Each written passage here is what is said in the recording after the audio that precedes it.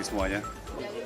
Salah satu yang tadi saya juga sudah lihat begitu ya, hadir di sini adalah kuasa hukum dari Tom Lembong, yakni Ari Yusuf Amir, kemudian juga ada Zaid Musafi, ini juga merupakan kuasa hukum dari Tom Lembong yang juga sedang menunggu kedatangan dari kliennya, kemudian juga akan menyambut tokoh yang pernah ada di atau pernah memimpin Jakarta, yakni Anies Baswedan. Tadi disampaikan memang kehadiran dari Anies Baswedan ini merupakan dukungan untuk Tom Lembong karena memang keduanya ini memiliki hubungan yang cukup baik.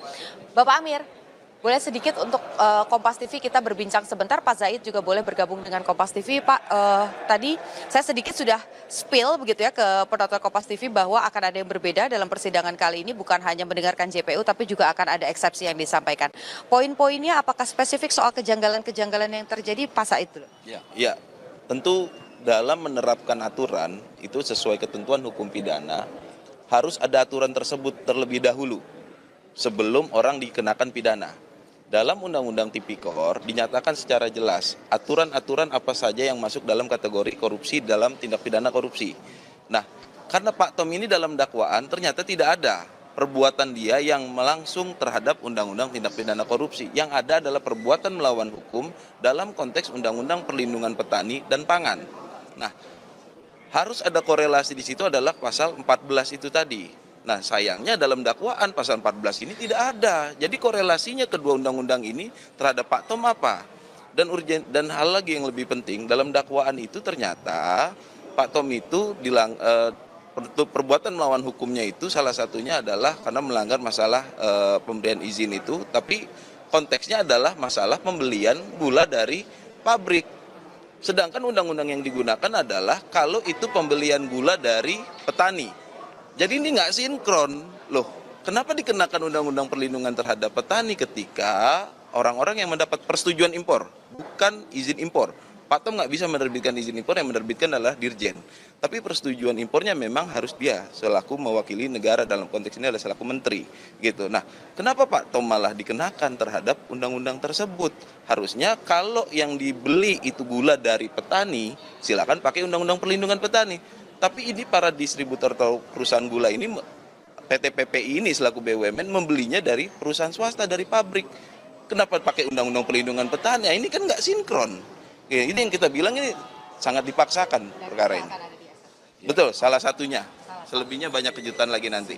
Oke, baik. Nah, terakhir, ini kan juga informasinya akan ada tokoh dari mantan Gubernur Jakarta yang akan datang, Pak Anies Baswedan. Nah, itu apakah terkonfirmasi tetap akan datang? Itu kebutuhannya apa? Apakah untuk memberikan dukungan atau menjadi saksi atau seperti apa? Ya, beliau sudah konfirmasi hadir dan on the way, sebentar lagi sampai. Beliau hanya sebagai sahabat. Ya, sebagai sahabat tentunya dalam suka dan duka selalu bersama lah. Saat ini dia mensupport Pak Tom agar supaya tegar menghadapi proses persidangan ini, dan beliau tidak sebagai saksi dan tidak sebagai apa-apa, hanya sebagai sahabat kehadirannya.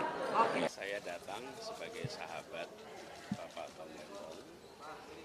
Saya hadir untuk ikut menyaksikan proses pengadilan berlangsung, dan saya datang untuk menyampaikan harapan agar majelis hakim akan bertindak dengan seksama, dengan objektif, dan mementingkan kebenaran, kepastian hukum, keadilan di dalam memutuskan perkara ini. Harapan kami besar, kami sangat menghormati, kami percaya majelis hakim akan bisa memutuskan sesuai dengan harapan yang tadi kami sampaikan.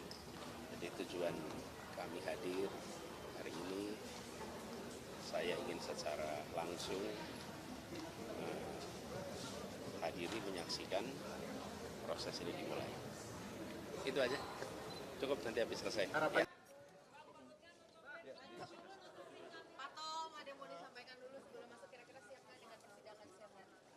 Ya, pasti siap, pasti siap. Terima kasih semuanya. Jangan secara objektif, Pak Tom.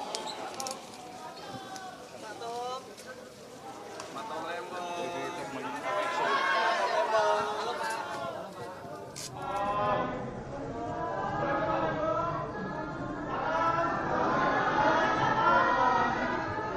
Iya 4.